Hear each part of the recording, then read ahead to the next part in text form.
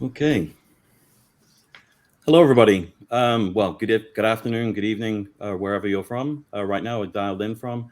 Just want to welcome everybody to this LinkedIn Live hot topic discussion on the topic of the evolving state of global dossier management. So again, I want to thank everybody for joining. As some of you may have joined LinkedIn sort of sessions like this before, the comment session is open to you, comment section for you, where you can ask any questions throughout this half hour. We will reserve some time at the end for questions and answers. If we don't get to the question during the session, we will get back to you afterwards as well. So just in terms of intros, very briefly to introduce myself before I introduce our guest speakers, which is far more interesting to myself. I'm Paul Island. I'm the VP of Life Sciences here at DocShifter. I've worked in the industry for about 25 years in various kind of regulatory information management related roles. I'm currently here at DocShifter, which is a company that provides software solutions for rendering, report generation, automated report generation, and document validation. But more interestingly, I'd like to introduce our guest speakers, our experts here. Many of you, I'm sure, are aware of who these people are. So just firstly introduce Steve Gens, MSOD, who has over 30 years of life science experience and is the managing partner of Gens and Associates, Inc., a life sciences benchmark and advisory firm specializing in performance improvement, strategy, regulatory information management, and organizational transition. His early career was spent at Johnson & Johnson in a variety of management positions, and he then transitioned to consulting, where he led global life sciences consulting practices for First Consulting Group, FCG, and Booz Allen Hamilton. His organization is well known for their insightful industry benchmarks, world-class RIM industry performance standard, and thought leadership. Steve has a Bachelor of Science in Business Computer Science and a Master's in Organizational Development. So welcome, Steve. Thank you. Also like to introduce Preeya Beczek, who has over 24 years experience across life sciences, chemical, and fast-moving consumer industry. She has led several regulatory and R&D programs across the entire product lifecycle for various therapeutic areas and product platforms. Based on her extensive organizational and strategic knowledge in regulatory affairs, Preeya brings relevant industry insights to help teams level up. Her leadership, creativity, and team-focused approach has resulted in increased speed and compliance. So want to welcome you as well, Preeya. Thank you very much for joining. So maybe just to get us started, Steve, if maybe you could start off with just how and where you see industry is investing in dossier management. Yeah, so thanks, first of all, for inviting myself and Preeya, for the crew that's listening in. Preeya and I have been working very closely over the last 5 years, and this certainly is a growing topic. So, Alf, if we could throw the first visual up. So people that know us, we have some very detailed benchmarks. Don't try to read this slide. The next slide in a moment, I'll tell you, Alf, when to roll it. Gives a simpler view, but we're in a very unique position. Actually, if we could go back, please, to that original slide. We're in a very unique position as we do this large regulatory benchmark every 2 years. We started in 2007. Our latest one was earlier this year, where we had 76 companies and a nice distribution of large, mid-tier, small, and very small companies. And we track 15 RIM capabilities. And you can see in the red box there, this is sorted by the different RIM capabilities that are recently completed. The light blue is changing now. Currently, the green it's on deck for the next year or the following year or a longer term. And this is sorted by the highest degree of change to the least. So here on the left-hand side, submission planning and tracking at the #1 slot for 2022, and then dossier management on the #3 slot. Now, what's interesting, since we do this benchmark every 2 years, things come and go. So we have kind of a past, present, and projected future. So if we go back to 2018, submission planning and tracking was #9 as far as priority of change, and dossier management was #7.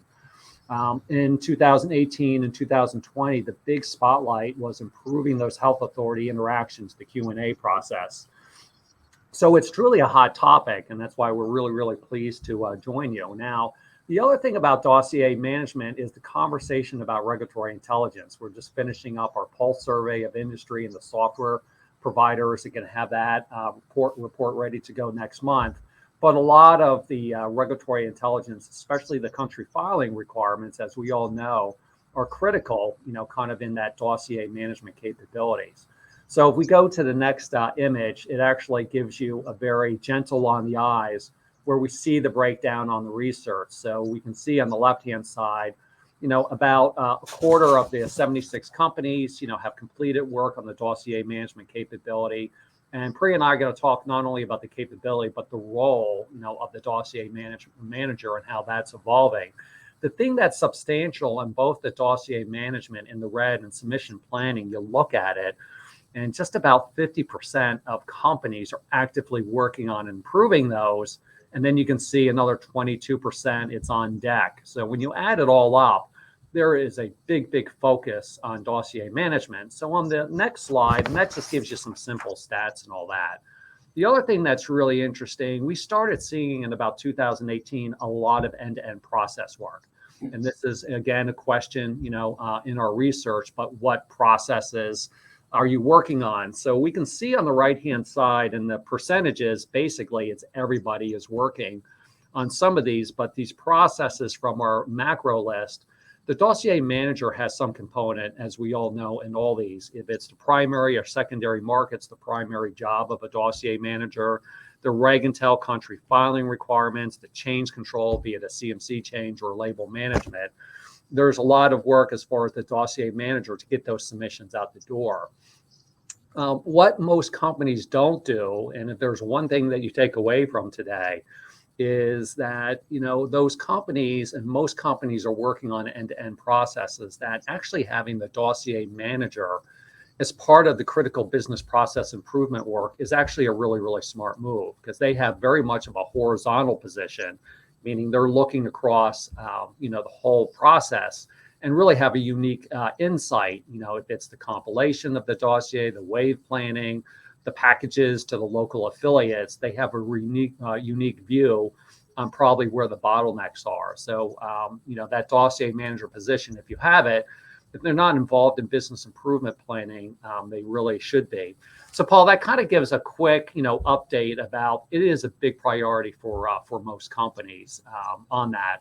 And, from a business benefit standpoint, tactically, it's about getting that submission out on time with no refusal to file, as we know. Now, strategically, it's using dossier managers more as an asset in business improvement. And one of the big things is how do we reduce the time from first to last market submission? And it's more the secondary markets. And we believe the dossier manager is the glue to make that happen. Perfect. Thank you, Steve. I mean, what do you see as playing a major role in global dossier management? Maybe Preeya. Yeah, thank you, Paul, and thanks for having us here, Paul.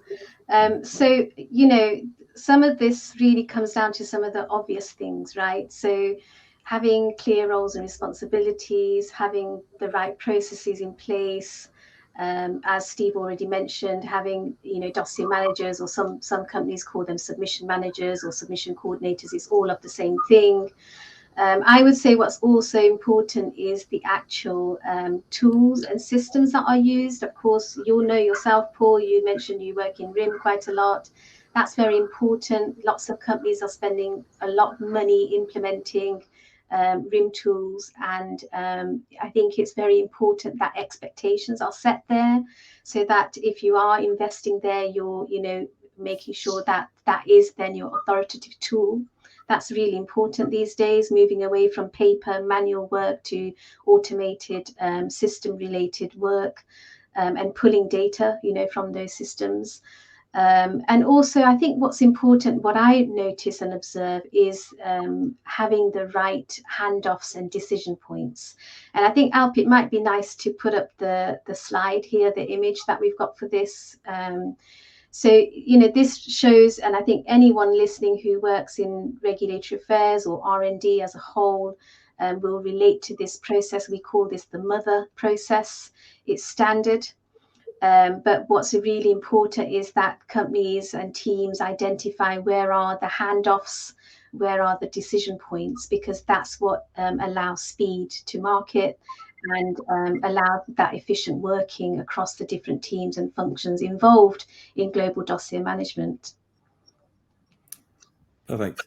Thank you. And what are the evolving roles and common challenges you see for global dossier management for both small and large organizations alike? Yeah, so that's an obvious question, right? That follows on. So thank you, Paul. I think, well, first, let's say the roles are definitely evolving.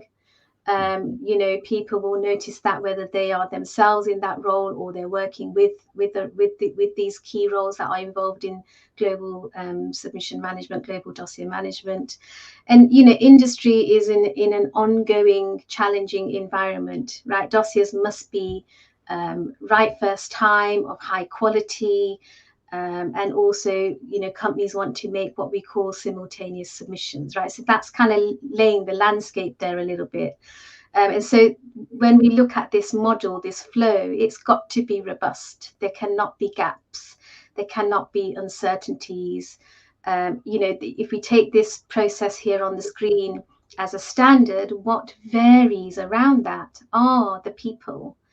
It is the systems.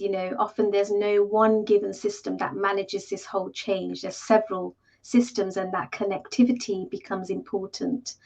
And really it is about working together as a cross-functional team. But coming back to what Steve was saying, and I completely agree, there is that the role of the submission manager is the only role really that looks across this whole process horizontally. They have a hold of the front and the back end, and so that's the role that I would say is evolving. And if it isn't within your company or team, it should be, because they're the team, or they're the person or a team of people that really have that oversight. If they don't, they should be having that oversight. They should be really measuring how quickly things can happen. They should be challenging the status quo, and really making sure that they can really work with the teams to get things moving in an accelerated way. So I would say that the skills that these people would need to have are more analytical, being part of an active workflow. So if you're using a system, that you're part of the workflow there. Nobody's really working around or having workarounds. I think the time has gone where you can have your own little spreadsheet on your desktop, and you can be happy that that's up to date and everything's correct. But really, your system's got to be the authoritative source. And so having the skills to translate, if we can call it that, business requirements into system do's and don'ts, and then taking that information out of systems to be able to use that in a meaningful way is going to be very powerful for companies moving forward. Yeah. Great. Thanks. And Steve, I don't know if you have anything to add there, maybe before we focus a little bit on some of the technology aspects. Steve, I'm sorry, I think you're on mute right now. I didn't want to get any background noise when Preeya was talking. So thanks for that. The most common phrase in 2021 and 2022, you're on mute. Okay. Yeah. So if we look at, this, and Preeya and I use this process flow quite a bit in our consulting work, because if you really kind of break it down, there's a lot of roles, kind of in the process. In my earlier comment, that the dossier manager is a horizontal role. So you have kind of the submission trigger, if it's the big one, the new marketing application, a CTA, or maybe it's a variation or some type of label change. And I think the other key consideration for the dossier manager role, especially if that role is new to your organization, it doesn't mean that every submission gets a dossier manager. So that's something that we always walk through. If you take the universe of submissions, there are some submissions like the health authority calls on Monday, you have to send a response on Friday, and that's actually a submission. It doesn't require a dossier manager, right? There might be some small CMC change. The CMC lead might take that through. But there's a subset, the submission types that a dossier manager should have. And there's a big difference, just like in publishing, between a senior publisher and a junior publisher. And the same is true, on the dossier management, because it really kind of takes it through from left to right. And also the interaction, and we can't say this enough, and we're probably going to be doing some substantial research next year in the second quarter on the affiliate interaction. So, sending those, core dossiers off to the local affiliate. Because if we keep on coming back to, reducing the time from first to last market submission, it's all about the interactions with the regional and local affiliate offices. So that's where more of a senior dossier manager, especially with a new marketing application, can actually kind of pull that all the way through. So those are just some, I think, more supporting comments. But, the whole point, if you're new to Dossier Manager, it doesn't mean that, every submission gets a Dossier Manager, because it's a critical resource. Great. Thank you. Maybe focusing a little bit on the technology side. I mean, how is technology evolving, you think, to support dossier management? It's evolving quite a bit, and when I was making my notes, and I have them right in front of me, it's actually a lot of notes. I think if we take, instead of some specific, things that are really benefiting a dossier manager directly, like a lot of the software providers, not all, are starting to mature the capability in content planning, right? Everybody used to use Excels, right? Every dossier manager, and they would have their standard format about how they like to manage, kind of a submission project. But now that content planning, which is hooked into the whole submission planning, is not for all software vendors. We track them all. But it's growing in that capability, and it's actually changed. And maybe after my comments on the technology, maybe Preeya might comment. It is a shift for even a seasoned dossier manager that's used to their Excel, no different than a regulatory affairs professional in the local office that uses their Excel for registration management. Now they have to use the global capability. It is a change, and that actually has to be thought through.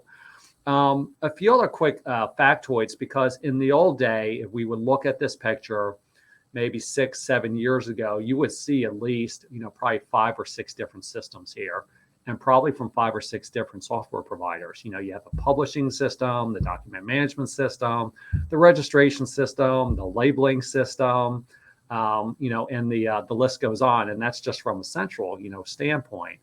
But in our latest research this year, there's 55% of the companies, and there's a little variation between the large multinational, small, that about 55% are currently on that end-to-end, the platform approach. And we say the platform approach, not for all RIM capabilities, most of them, with the exception publishing and regulatory intel, and a little bit with the label tracking, is still kind of a niche provider.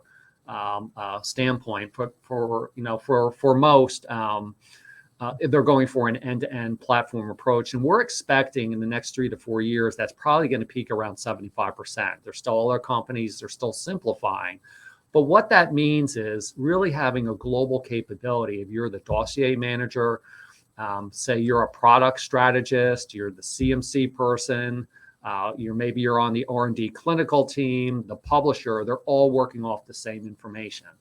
The thing that we're hoping is going to make a lot of progress, where there's still a lot of manual, a lot of fragmentation from the information and manual work, is with the regulatory intelligence.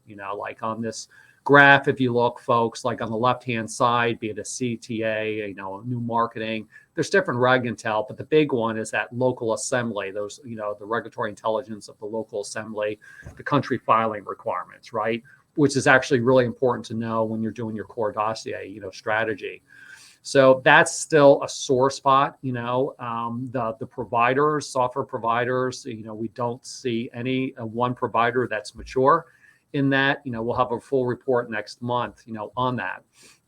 So that's one point. Really going to a platform approach, having a global capability that everybody's working off the the same information. The second point was the content planning on that, that new capability. And the third point on this, and you really can't see it in this process flow, is the ability to connect data from different systems cross-functionally. So when we look at our data and kind of project out 3 years from now, the number one connection that companies are looking at is with the QMS. So that's the whole supply release process. But you get into the quality aspect, safety, the eTMF. Now, the safety and the eTMF have a little more impact from a global dossier manager, because you're getting that data and all the content from your authoritative TMF into the submission. So that's going to be part of your content plan, right? So as more and more things are connected, there's the ability to start automating those, or actually, some of the software providers are switching the publishing paradigm to where it's starting to happen in the background as opposed to all the way at the end state. So from a technology standpoint, it's really, really interesting times. This stuff isn't happening overnight. It's kind of a gradual incremental change. But the future is that platform approach, the global capability. Hopefully in a couple of years, the content planning will be mature, but the connectivity of this information to make the job of the dossier manager a lot better and a lot more strategic. Perfect. Thank you, Steve. And just a reminder to people, if they do have any questions, please to post them here in the comments. And maybe one that's already come in actually that relates, maybe kind of leads on from the technology discussion, was a question somebody asked about, do dossier managers really realize any benefit from things like structured content management? And obviously that kind of links in, ties in a little bit to what we just spoke about. Is that more upstream? Yeah, it's a great question. It's a loaded question. We've been tracking structured content authoring for a decade now. Actually, Greg Brolin on the team has done that, and we did an impromptu. It was 25 companies about structured content authoring, a pulse survey around this time last year. It's a topic mainly for mid-tier and larger, the large multinationals where they have a lot of the complexity. So I would say, really the benefit, it's interesting about if it's more upstream, because the benefit really isn't with the authoring community where the biggest change is, right? And that's been the rub and probably why we don't feel that it's been widely adopted, because the reuse, especially in the labeling and what we found from the pulse survey, more of an emphasis is on the clinical protocol and also the CSR now. So it's that pieces of content. So yeah, I think it's a small example of automation. Does it help the dossier manager? I don't think so, in that the direct benefit is not for the author. It's just for reuse. And if we look at reducing the time to get multiple submissions out, that's actually the business outcome. Now, given that, the thing that was most interesting for Greg and I on that survey is the viewpoint that instead of just structured reuse, it's about content generation. So you have a few niche providers there that have demonstrated they can do version 1 of the clinical study report, and then the medical writer kind of takes it over. So we believe the future is the content generation, which still requires that structured, kind of content approach.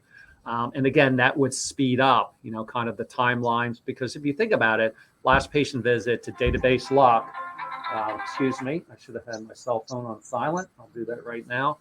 Last patient visit to database lock, to the CSR, to the actual filing submission, first filing submission, that's actually really significant. So we believe that the content generation is probably where the future is at, but a very good question.